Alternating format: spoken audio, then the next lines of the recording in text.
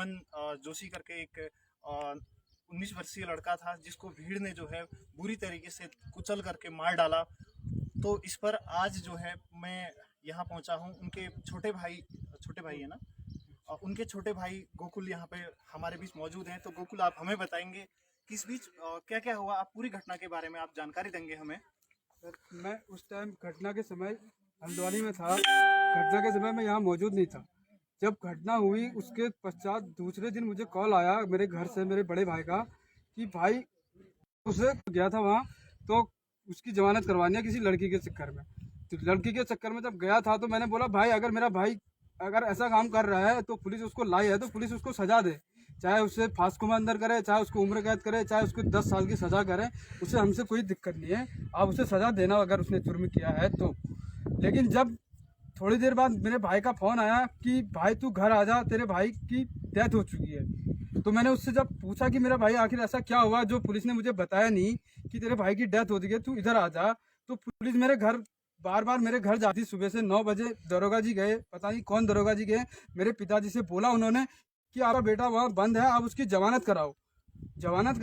तो मेरे घर में बोला तो मेरे पिताजी का हमारे लिए फ़ोन आया। पहले मेरे बड़े भाई के लिए फ़ोन आया, फिर मेरे लिए फ़ोन आया, फिर बड़े भाई का मेरे लिए फ़ोन आया। तो उसने बोला कि भाई की जमानत करानी है, ऐसे ऐसे केस में अंदर हुआ है। मैंने बोला देख भाई, अगर हमारा भाई गलत है, किसी की लड़की के साथ ऐसा कर रहा है तो हम उसकी जमानत नहीं कराएंगे।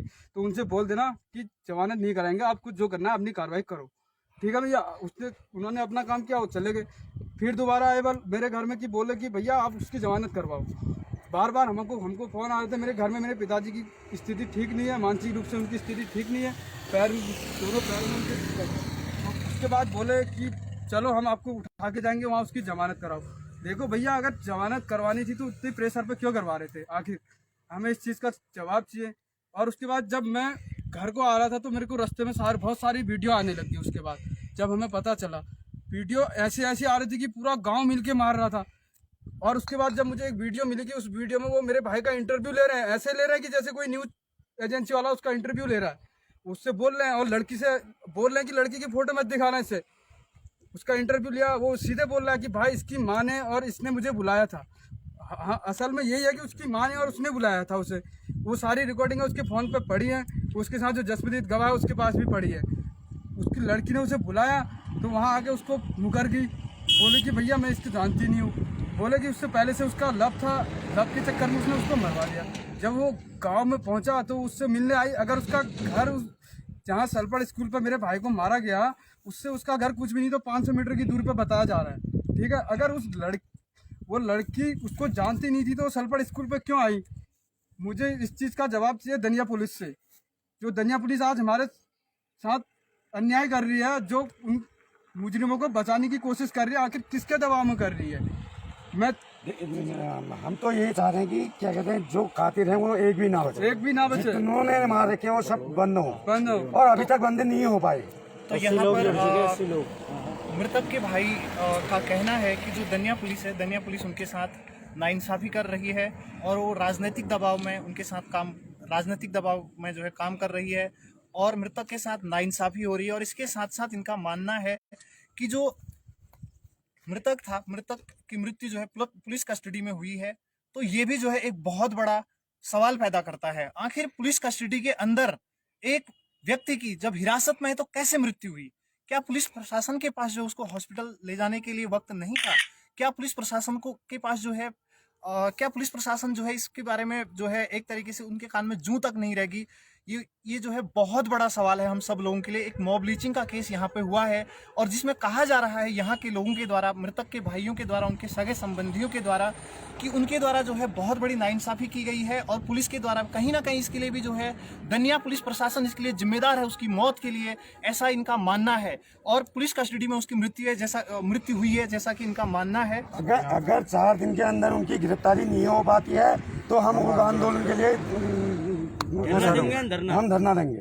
पूरे एक गांव नहीं। और इसमें कुछ भी होता है तो इसका जिम्मेदार पुलिस प्रशासन होगा। पुलिस प्रशासन ने सबसे पहले मामले को दबाने की कोशिश की। बिल्कुल। ने दनिया का क्या किया कि जैसे उस युवक की मौत होती है तो वहाँ पर वहाँ के एसओजी साहब यहाँ के 107 लोग देवरानी जी वहाँ से आते हैं और अपने पुलिस वाले से बोलते हैं कि कोई बात नहीं, ऐसा बोलना कि इसकी मौत बीमारी से हो गई है। ये मामला दबाया क्यों जा रहा है? और कोई बीमारी नहीं थी। जिसको मार रखा है और जिसे मारा गया वो हमारे साथ में है यहाँ पे। और ये मामले को पूरी तरीके से दबाने की कोशिश की जा रही है, पूरी तरीके से पॉलिटिकल प्रेशराइज किया और जा रहा है। इनकी चोट भी दिखा सकते हो, चोटिला कहीं न कहीं हमारे भाई को 3 से 4 घंटे मारा गया है, पूरे 3 घंटे मारने की कोशिश, जान से मारने की कोशिश की गई है। उसके बाद भी 302 धारा नहीं लगाई जा रही है, जबकि हमने अपने वकील से पूछा कि उन्होंने बोला कि 302 लग सकती है, लेकिन वो कहीं न कहीं ऊपर पॉलिटिकल प्रेशर की वजह से मामले को दबाने की कोशिश की जा रही है। तो हमने तो अपने भाई को खोया है। अगर हम 3 दिन का अल्टीमेटम धनिया पुलिस को देते हैं, अगर ये लोग हमारा अभी यहाँ पर कोई भी कार्रवाई नहीं करते हैं, जो जिन लोगों को पकड़ा है, 4 लोगों को मारने वाला पूरा गाँव है, जिन्होंने मारा है उन लोगों को नहीं पकड़ते हैं, तो हम 3 दिन के अंदर उसके बाद हम आंदोलन करेंगे, रोड पर आएंगे और हम जितने जैसे अपने भाई को जस्टिस मिलेगा उसके लिए हम लड़ाई करेंगे। तो यहाँ पर जो है भुवन के लिए न्याय चाहने वालों की कमी नहीं है। यहाँ पे सब लोग उसके लिए न्याय चाह रहे हैं और सोशल मीडिया पर भी जो है सभी लोग चाहते हैं कि उनको न्याय मिले। और हम लोगों ने भी कैंपेन छेड़ा हुआ है कि वास्तव में भुवन जोशी को जो है न्याय मिलना चाहिए। इसके साथ साथ आइए हम लोग बात करते हैं, भुवन के साथ एक चश्मदीद भी थे जो कि भुवन के साथ में थे, उनको भी जो है खूब चोटें आई हैं। उठ जाओ भाई इधर। अभी ठीक है, लेकिन यहाँ पे हमारे चोटिले बहुत हैं। बहुत चोटिले, अच्छे से चल भी नहीं पा रहे हैं। तो यहाँ पे जो है अगर दिक्कत हो रही है आप बैठ सकते हैं प्लीज। नहीं चलो चल जाएगा। चोट दिखा दो, चोट दिखा सकते हैं। यहाँ पे खड़े उठ भी नहीं पा रहे हैं, ये खड़े उठ भी नहीं पा रहे हैं। यहाँ पे को उनकी स्थिति बहुत गंभीर बनी हुई है, काफी बुरी स्थिति से, बुरी तरीके से उनको मारा हुआ है। तो भाई आपका नाम? कैलाश सिंह। मास्क को थोड़ा नीचे कर लो। ये वही लड़के हैं जो वीडियो में। कैलाश सिंह नाम है मेरा। कैमरा पास कैमरा थोड़ा पास ले लो। डसली गांव डसली पड़ता है। थोड़ा जो डसली गांव पड़ता है, नाम कैलाश है। अच्छा, इन भाई का नाम कैलाश है। तो आप भुवन के साथ गए थे उस दिन? गए थे, बिल्कुल गए थे। तो आप पूरी घटना को बताएंगे कि आखिर भुवन के साथ हुआ क्या था, पूरी घटना। आप चश्मदीद हैं तो पूरी घटना एक संक्षिप्त में हमें बताने का कष्ट कीजिए। उस दिन भुवन ने बोला मेरे को वहाँ जाना है, और ये भुवन अपने दोस्तों को मैंने बोला यार वहाँ जाना है, ठीक है जाना है। तो भुवन तेल भी लेके आया, उसकी इमरजेंसी थी, जाना ही था। वो मेरी फ्रेंड, उसका फोन आया था, उसका फोन आया था। फोन तो बार बार आ रहे थे, लड़की का फोन बार बार आ रहे थे। फोन तो इतने बार आए, उसके बाइक में भी चलते चलते उससे बात नहीं हो पाई। एक जगह रोक के बात भी की उस लड़की से, आ रहे हैं हम बस। अब उससे ज्यादा पता नहीं क्या बात हुई, पर वहाँ गए स्कूल में, लड़की वहाँ पहले मौजूद थी, हमारे जाने से पहले बातचीत हुई। तो ये कम से कम 20 मिनट तो वो रुके स्कूल पे, बात हुई वहाँ पे उनकी 20 कम से कम 20 मिनट, वैसे तो 25 आधा घंटा मान के चलो, इतनी स्लो बात तो हुई वहाँ पे। फिर पता नहीं उनका क्या हुआ, लड़की ले गई उसको नीचे को, और भुवन ने लड़की को रोकने की कोशिश की वहीं पे स्कूल पे। लड़की बोल रही थी नीचे ही चलते हैं, और फिर वो दोनों लड़कियाँ, भुवन और लड़की गई नीचे को।